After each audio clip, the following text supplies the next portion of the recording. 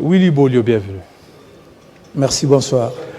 Malgré votre boycott, la loi électorale a été votée et elle est maintenant au niveau de la deuxième lecture au Sénat. Ben oui.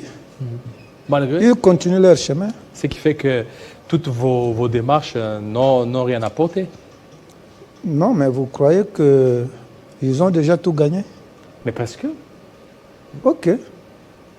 La meilleure sauce, Après la meilleure sauce, on ne la l'apprécie pas quand elle est promulgation. déversée sur la nappe de table. Ah, La meilleure sauce, on sait qu'elle est succulente ou non lorsque vous l'utilisez dans la bouche. Quand vous mangez, à ce moment, vous pouvez dire qu'elle est succulente ou pas.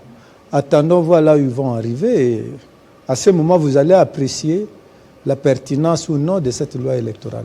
Voilà, par rapport à ça, vous aviez aussi participé au congrès sur la désignation d'un juge à la Cour constitutionnelle. Non, c'est la même chose. Mais on comment? ne peut pas. Mais pourquoi vous faites? Écoute, on ne peut pas dire qu'on est contre le chiffre 7 et que dans l'entretemps, on est en train d'adopter 3 plus 4. La somme vous amènera à combien? Nous avons dit que c'était irrégulier. Comment on devrait encore aller Vous ne participer? faites que boycotter. Malgré vos boycotts, l'union sacrée majoritaire qu'elle est en train de faire adopter ces lois.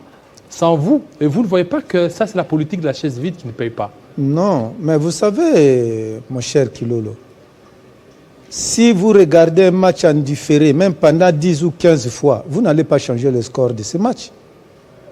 Si tout a été boutiqué dans le mal, même si vous venez participer, vous allez changer quoi? Ce n'est pas facile de changer. D'ailleurs, c'est impossible de changer le score d'un match en différé, comme je disais. Donc, logiquement, ça ne valait pas la peine qu'on suive. Dès lors que les prémices étaient déjà mauvaises, nous savions qu'il n'y aura pas de bonnes conclusions. Et nous sommes sûrs qu'il n'y aura pas de bonnes conclusions. Il n'y aura pas de bonnes conclusions. Qu'est-ce qui vous rassure? Parce que déjà, les trains des élections est déjà en marche. On a pris le mauvais chemin. Mon frère, attention. La force ne paye qu'une prime dans une compétition sportive, s'il vous plaît. Mais ne pensez pas que dans la cité, dans tout ce que vous vivez, vous devez vous contenter de votre force. La prison aussi est ouverte lorsque vous avez mal utilisé votre force. Parce que vous êtes là, FCC, Moindre Pépin, vous êtes la déclaration. Nous. Et malgré vos déclarations, rien ne change. Les choses sont en train d'avancer. L'objectif pour nous, ce n'est pas de demander au diable de devenir chrétien. C'est quoi votre objectif alors? Mais nous voulons que les choses changent, avec tout le monde compris. Dans la démarche de la loi électorale, c'est différent des autres qui disent qu'à un certain moment, il y a les gens qui avaient refusé, il y avait ceci. Non. Nous sommes partie prenante. Nous voulons aller aux élections. Mais nous disons, harmonisons les choses, allons aux élections. Parce que vous voulez harmoniser en dehors des institutions, chose qui n'a pas été acceptée par vous savez, le débat autour de cette affaire-là ne commence pas aujourd'hui.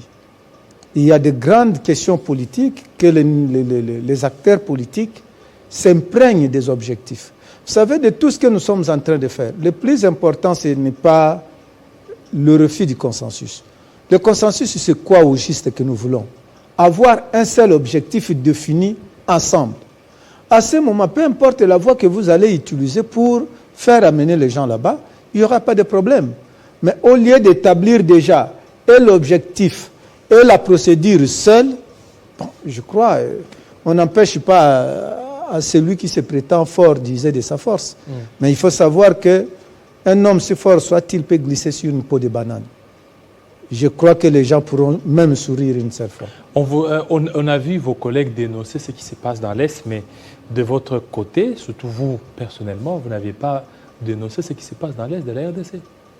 Qu'est-ce qui se passe à l'Est et qu'on n'a pas dénoncé? Il y a la guerre. Ne t'en fais pas, David Kilolo. Il y a l'M23 soutenu par le Rwanda. David Kilolo, nous avons marché contre ça.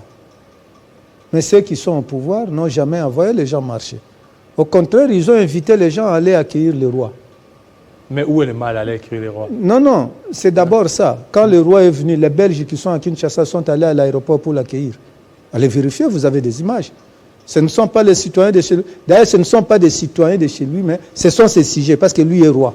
Mais ça montre Tu as vu le roi aller là-bas? Ça montre les degrés d'hospitalité de la Non. RDC. En fait, moi, j'aurais aimé vraiment que, comme c'était une journée ouvrable, que les gens partent là-bas. Ce ne sont pas des travailleurs.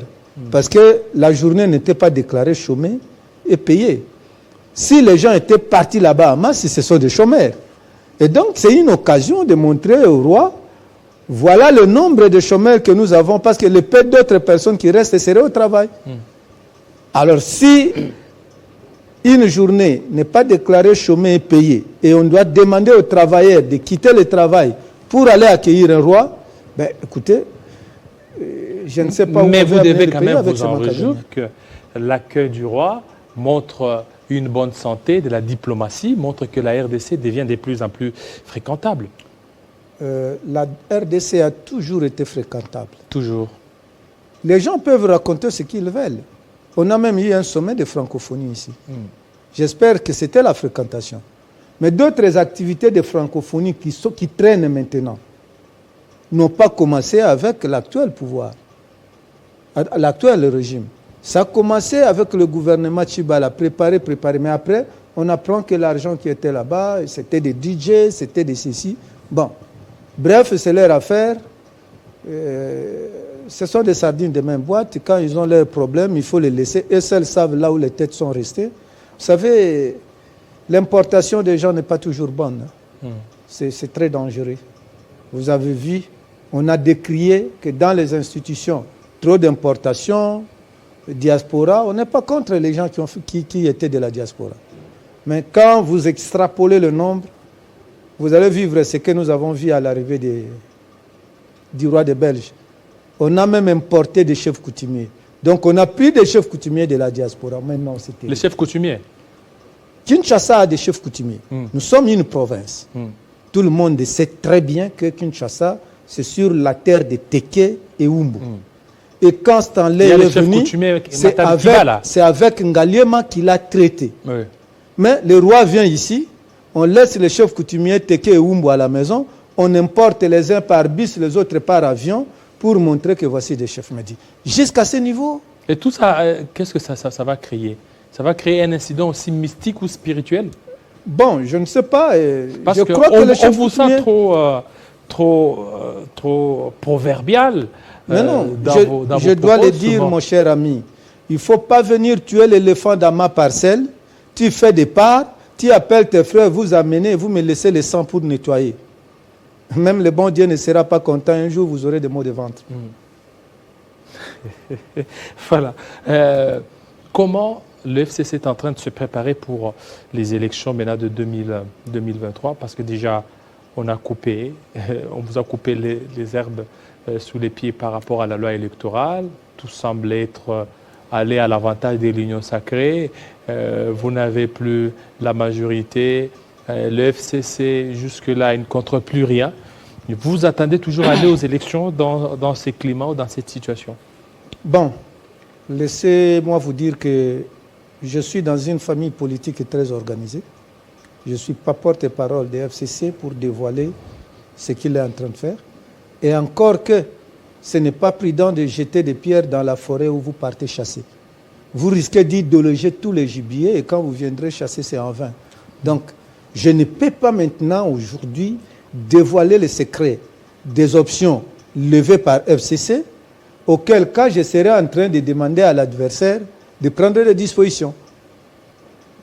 Et c'est une guerre frontale où c'est le moment venu. Ils vont aligner un candidat président, nous allons aligner. Et vous, ils vont aligner un candidat député, nous allons aligner. Au moins ça, vous le savez. Moïse Katumbi, votre candidat pour les élections de 2023, parce que Mbata, votre collègue et premier vice-président, a dit que pour le président honoré Joseph Kabila Kabange, il ne pourra plus briller un autre mandat. Bon, je n'aime pas faire les débats sur les hommes. Je crois que c'est plusieurs fois que je passe ici. Je n'aime pas faire les débats sur les hommes. En fait, ce serait une façon de réduire ma réflexion. Moi, ce que je voulais que les gens présentent, c'est de dire voici ce que dit la Constitution, voici les causes. Parce que pour aller aux élections, la loi électorale définit les causes, et même la Constitution, les causes d'inéligibilité. quelles sont les causes qui font que telle personne ou tel autre ne peut pas être candidat à tel ou tel autre endroit.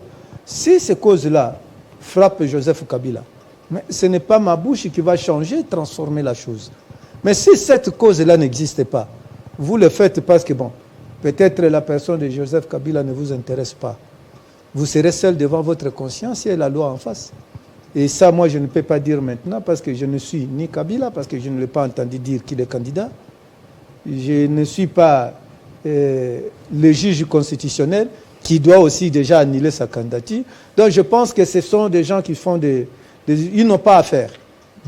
Le pays attend beaucoup de nous, mais quand on laisse ce que nous devons faire pour le pays... Alors pour terminer, pour chercher les relations entre vous et les sénateurs, pour terminer. Les relations entre qui et qui? Entre les bureaux Mbosso et celui du bureau Bahati. Mais dans une maison où vous n'habitez pas, vous ne saurez pas savoir là où elle sointe. Mais vous êtes député. Je suis pas vous avez vu ce qui s'est passé dernièrement. Mon cher ami, il s'est passé entre qui et qui? Voilà, c'est là où je vais arriver à la conclusion parce que c'est votre dernière question. Avec le président. Oui, c'était des sardines de même boîte, n'est-ce pas? Voilà comment je vais conclure pour cette question-là. David Kilolo, deux gourmands, se disputent les haricots et ils les partagent sans toi. Ils commencent à manger par cure-dent pour éviter que l'un dépasse l'autre. Une graine reste. On te dit, toi qui es à côté, prends ton couteau pour nous diviser ça. Toi, tu divises, après tu lynches la sauce qui est restée sur le couteau et tu te coupes la langue. Entre toi et le CD, là, qui est le gourmand célèbre que le monde entier va connaître. C'est toi, pourtant, toi, tu n'as pas été si voleur que eux. Donc, ces gens ont fait leurs histoires, ils sont dans ça. Et s'ils se bousculent à l'intérieur, moi, je vais dire qu'est-ce qu'il y a comme relation. Non, ils sont de l'union sacrée. Ils sont de l'union sacrée. Donc, ce sont des sardines de toujours trop de proverbes. Toujours trop de proverbes. Merci beaucoup, Willy Bolio. C'est moi qui vous remercie pour avoir permis qu'on passe quand même ces messages aux Congolais. Effectivement. Mais je dois dire aux Congolais, je répète, quand vous prenez les rameaux pour accueillir un chef, soyez prudents. Autour des rameaux, il y a les épines. Ces épines-là. Et le chef aussi de son dire, s'il y a trop d'applaudissements, le monde en avait eu un mauvais sort. Voilà.